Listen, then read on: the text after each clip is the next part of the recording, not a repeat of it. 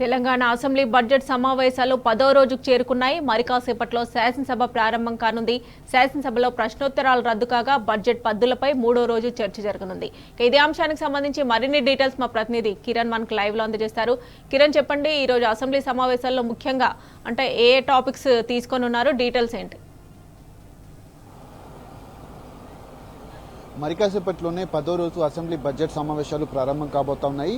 ఇందుకు సంబంధించి ఈరోజు ప్రశ్నోత్తరాలు కూడా రద్దు చేసినటువంటి సందర్భం అయితే మనకు కనిపిస్తుంది. ముఖ్యంగా ఈరోజు పలు పద్ధతులపైన కూడా చర్చ జరగబోతోంది. అంతేకాకుండా ఏదైతే ప్రధానంగా తెలంగాణ రోడ్స్ అండ్ బిల్డింగ్ సినిమాటోగ్రఫీతో పాటు తెలంగాణ ఫిల్మ్ డెవలప్మెంట్ కార్పొరేషన్కు సంబంధించినటువంటి వార్షిక నివేదికను 2023-24 వార్షిక నివేదికను ఈరోజు టేబుల్ చేయబోతున్నారు. ఇక పద్ధతులకు సంబంధించినటువంటి అంశంలో దాదాపు 8 నుంచి 9 పద్ధతులు ఉన్నాయి. అన్ని పద్ధతులపైన కూడా ఒక్కొక్క పార్టీ నుంచి ఒక్కొక్క దాదాపు 2 నుంచి సభ్యులు కూడా మాట్లాడేటువంటి అవకాశం ఉంటుంది. అందరూ ఒకేసారి మాట్లాడాల్సినటువంటి సందర్భం అయితే మనకు కనిపిస్తుంది. ముఖ్యంగా స్కూల్ ఎడ్యుకేషన్తో పాటు higher education, technical education, commercial taxes, administration, క్రీడల యువజన సర్వీసుల శాఖ పద్దుపైన ఇటు సీఎం రేవంత్ రెడ్డి ప్రసంగాన్ని ప్రారంభిస్తారు. ఇక అంతేకాకుండా రోడ్లు రవాణా శాఖ పద్దుపైన చర్చ, అంతేకాకుండా excise, administration, tourism, art and culture శాఖలపైన ఈరోజు పద్దులపైన చర్చ ఉంటుంది.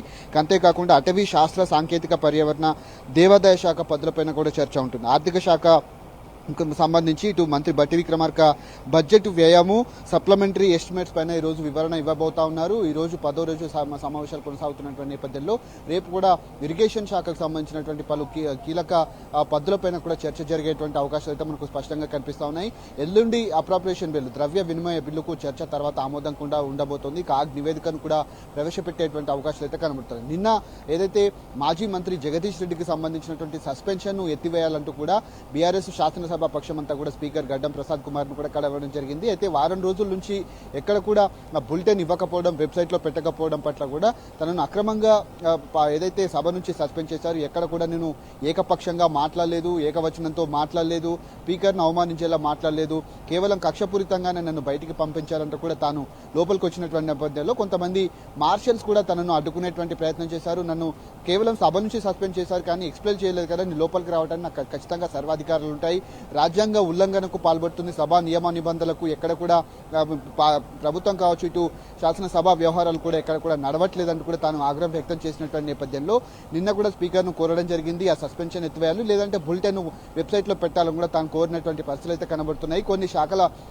సంబంధించినటువంటి పద్ధతులపైన కూడా వాడి వేడే చర్చ జరిగింది. ఆ పద్ధతులపైన కూడా ప్రభుత్వం ఇచ్చినటువంటి వివరణకు పూర్తి స్థాయిలో అటు బీసీ సంక్షేమ శాఖకు సంబంధించి కావచ్చు, రవాణా శాఖకు సంబంధించినటువంటి మంత్రి పొన్నం ప్రభాకర్ ఇచ్చినటువంటి సమాధానానికి సంతృప్తి చెందకపోవడంతో నిన్న సభ నుంచి దాదాపు 11:30 రాత్రి ప్రాంతాల్లో బీఆర్ఎస్ సభ్యులంతా కూడా వాకౌట్ చేసినటువంటి సందర్భాలు అయితే కనబడుతున్నాయి. మరి కాసేపట్లోనే సభ ప్రారంభం కాబోతుంది. రేపు మరికొన్ని పద్ధతులు, ఎల్లుండి అప్రాప్రియేషన్ బిల్లు కూడా ఉండబోతుంది. ఎల్లుండితో సమావేశాలు అయితే ముగియబోతున్నట్టుగా మనకైతే సమాచారం అందుతుంది.